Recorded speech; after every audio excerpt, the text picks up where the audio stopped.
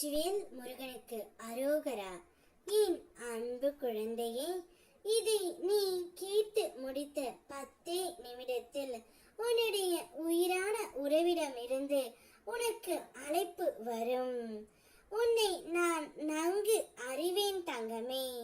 எவ்வளவு ஆறுதல் கூறினாலும் உன்னுடைய மனம் ஏதோ ஒரு காரணத்தால் மீண்டும் கவலையில் மூழ்குகின்றது. நன்றாக இருந்தாலும் திடீரென சோகத்தை தேர்ந்தெடுக்கின்றாய். முழு சரணகதி என்பது என்னிடம் ஒப்படைத்த பின் அதை பற்றிய சிந்தனையும் பயத்தையும் விடுவிப்பதே.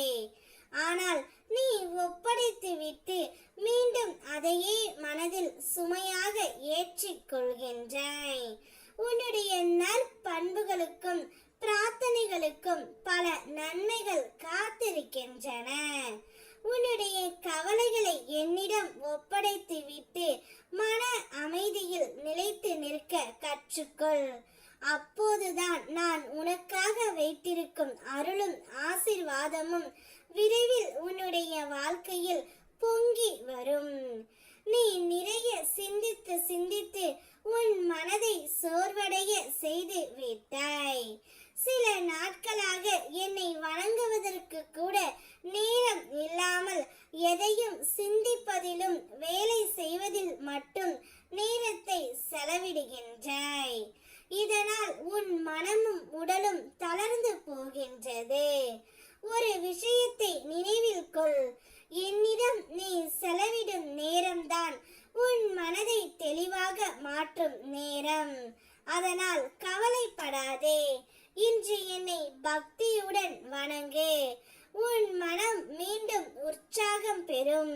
சிறிது ஓய்வு எடு. பிறகு நீயே உணரும் அளவிற்கு நல்ல மாற்றங்கள் உன்னுடைய வாழ்க்கையில் நிகழும். உனக்குள் நம்பிக்கையும் தைரியமும் இருந்தால் நீ நினைத்தது அனைத்தும் ஒன்றன் பின் ஒன்றாக நனவாகும். உன் உள்ளத்தில் எழும் பயம் உன் செயலை தடுக்கின்றது. எனவே எதிர்காலத்தை பற்றிய எந்த பயமும் வேண்டாம்.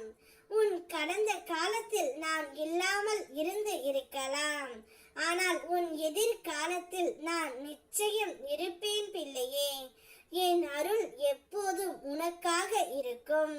அதனால் எதிர்காலம் குறித்து எந்த அச்சமும் கொள்ளாதே. நம்பிக்கையுடன் முயற்சி செய், போராடு. நீ நினைத்த அனைத்தும் உனக்கு நிச்சயம் கிடைக்கும். எல்லாவற்றிலும் வெற்றி பெறுவாய். நீ எதிர்பார்த்த நபரிடமிருந்து உனக்கு அழைப்பும் வரும்.